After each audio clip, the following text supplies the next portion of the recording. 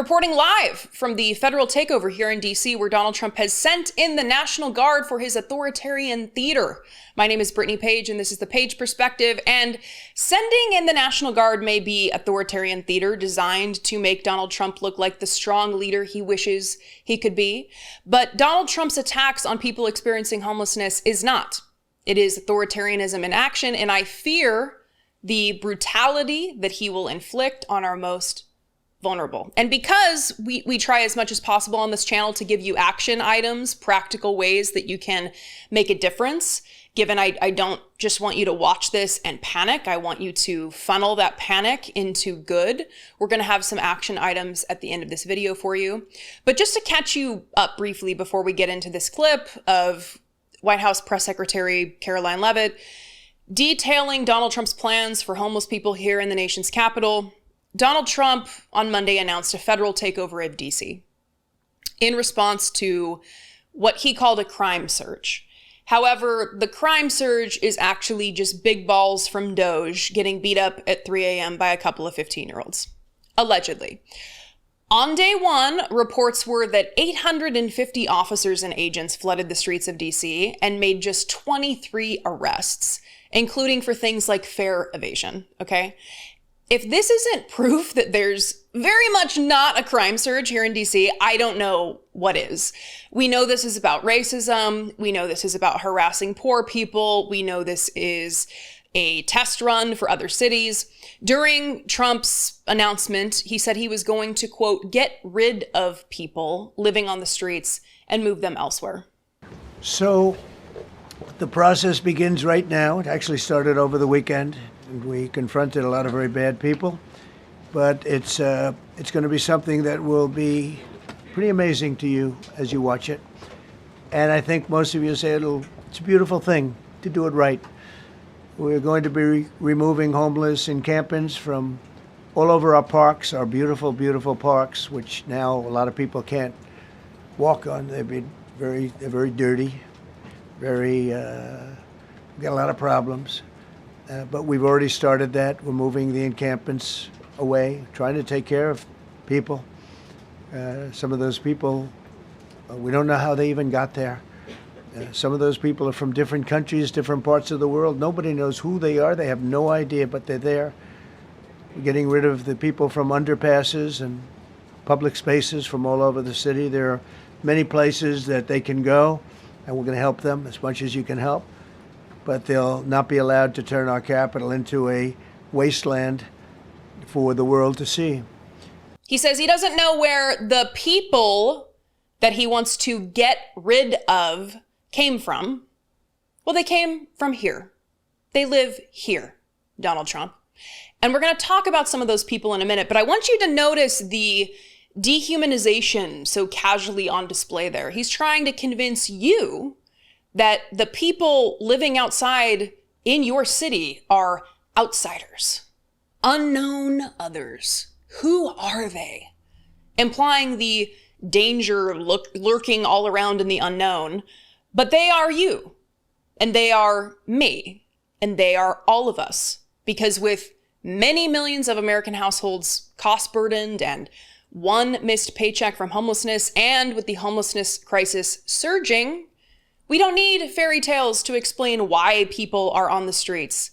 We just need to look at the reality of the housing affordability crisis. But no, Donald Trump is going further. We already talked about the executive order he signed calling for increased involuntary commitment and criminalization.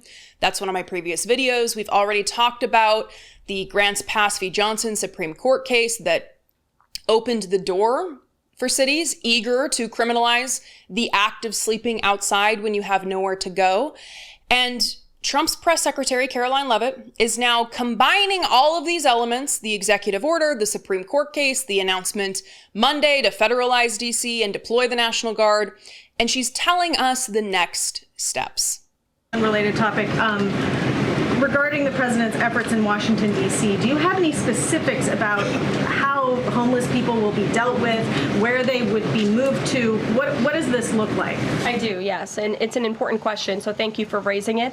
The Metropolitan Police Department, with the support of the new federal agencies who have been surging on the streets of the District of Columbia, are going to enforce the laws that are already on the books here in Washington, D.C. For far too long, these laws have been completely ignored, and the homelessness problem has ravaged the city. So D.C. Code 22-1307 and D.C. Municipal Regulation 24-100 give the Metropolitan Police Department the authority to take action when it comes to homeless encampments. So homeless individuals will be given the option to leave their encampment, to be taken to a homeless shelter, to be offered addiction or mental health services, and if they refuse, they will be susceptible to fines or to jail time. Again, these are pre-existing laws that are already on the books. They have not been enforced, which is part of the reason for this federalizing of the National Guard to bring in this assistance for law enforcement. While we are targeting criminals and trying to remove criminals off of the streets, we also want to make D.C. safe and beautiful, and that involves removing mentally disturbed individuals in homeless encampments as well. So this is what we hear all the time when any city is choosing to remove homeless encampments. And I have numerous videos about this at this point, but city officials, they come in and they make claims. They're saying that they give appropriate notice when they aren't actually giving appropriate notice. They show up unannounced and they start trashing, literally throwing away essential belongings, including essential identity documents that people need to actually obtain housing. They claim that they are giving a person living outside the option to go to a shelter or to treatment when we know there are not enough beds to house everyone living on the street. So people will be arrested or put in jail because there aren't enough resources provided to actually house the people on the street. Make it make sense. Also, we know there are very good reasons people want to stay in their own tent outside rather than go to a shelter, including previously experiencing abuse or harassment in a shelter, having little to no control over your schedule and having to be in and out of the shelter with strict hours that interfere with daily life or work, not being able to control mental health conditions like having auditory hallucinations in crowded facilities, not being able to bring your family or your pets.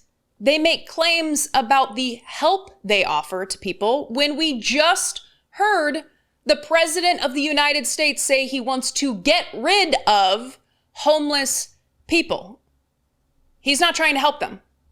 He does not care about the struggles of people living in poverty. He wants to simply not have poverty exist in his line of sight. Removing homeless encampments has zero impact on safety. This is fear-mongering nonsense. And if these people were actually concerned with reducing crime, they would prioritize prevention and invest in the things that actually make our community safer. Having shelter, having enough to eat, having your basic needs met, being able to take paid leave from work when you're sick. But no, this is all about optics. And it's no coincidence that he's starting with DC, where the homeless population is at least 81% Black. Our eugenics-loving, white supremacist president knows exactly what he's doing. But I said we would actually hear from people that this impacts, and we have that in Street Sense Media, which is an essential organization. They focus on the experiences of people who are homeless in DC and also empower them by partnering with them to give them a voice in the work. And reporter Maddie Kozler went out and spoke to people who are actually living outside. Quote, "They've been doing this to Black men since the dawn," Franklin Lee said. "He don't give a damn. He's saying fuck the Constitution." Franklin Lee's lived outside for 10 years all across DC. He currently lives in a tent along I-66 outside the Kennedy Center. Over the decade, he's developed a distrust for law enforcement and Trump, feeling let down by how the government treats people who aren't, quote, billionaires and trillionaires. Another quote here, "I pray for America and the presidency on a daily basis. I pray for peace," George Morgan said. Quote, "I believe there's a lot that could be done." Morgan also lives in one of the tents posted by Trump in the Truth Social post along his commute to Trump's National Golf Club in Sterling, Virginia. Morgan's from DC and lived along the interstate for about 2 months with his dog Blue. He's interested in moving into a shelter, but doesn't want to leave Blue behind. As he stays at his encampment, Morgan is optimistic that Mayor Muriel Bowser might be able to come to an agreement with Trump. The most important takeaway from this article: these are human beings. Donald Trump speaks about these human beings like they are objects to toss away. Objects that can be simply picked up and put back down out of sight. But these are human beings, and this is their city too. So what do we do with all this? I told you I would have action items for you, and I do. You can support Street Sense Media. You can join me in donating to a local organization that does outreach with people experiencing homelessness to ensure they have what they need. Organizations local to DC like Remora House, I donated to them this week after Trump's announcement. And if you can't donate to these organizations, you can share them with your communities so people know they exist. If you do not live in DC, you can prioritize support for mutual aid funds in your own communities, doing the necessary work to support immigrants or unhoused people. I feel the doom and I feel the gloom. But one thing that always helps me is being of service to my community. It's why I have a weekly volunteer commitment at a psychiatric hospital. If you're looking for ways to get outside yourself and do good, your community is waiting. Please check out these ideas and share in the comments. Leave a comment and share ideas about how you're getting involved or how to help others who are struggling to find their way. We are in this together. What do you think? Call and leave me a fewer than 3-minute voicemail at 202-656-1509 or send an email to info@thepageperspective.com. You can support my work by becoming a channel member. You can click the join button below for that for as little as $1.99 a month. Or you can go to patreon.com/IDoubtItPodcast. Please follow me on other social media, Instagram, Blue Sky, Threads, @Brittany Page. As always, thank you for being here. Take care, and I'll see you next time.